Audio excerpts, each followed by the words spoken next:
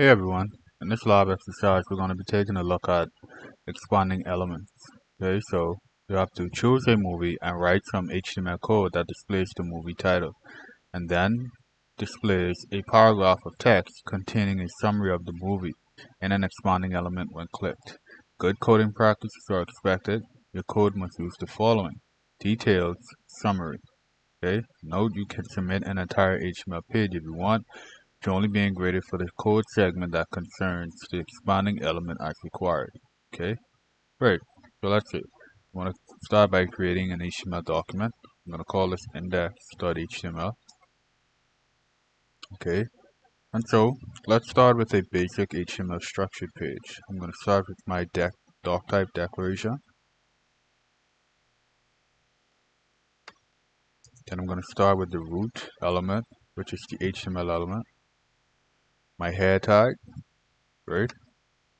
And my body. I'm going to just be working in the body tag today. Great. So the first thing that we want to do, we want to use a details element.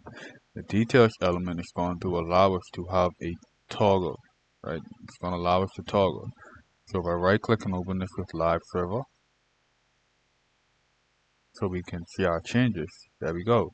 We have a toggle that shows and hide information. Now we don't have any information to hide just yet, right? And notice that it gave my toggle a default name of details. And if we wanted to change that name, we can use something called the summary tag. The summary tag will allow us to have a custom name for our toggle. So in this case, we want to use a movie title.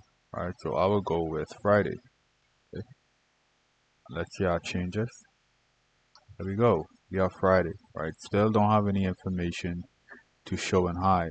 Now, the lab requirement wants us to display a paragraph of text containing a summary of the movie. I'm going to go to Google. I'm going to look up Friday summary. I'm just going to copy this. Okay. Now, I want to create a p tag so I can show a paragraph of text, right?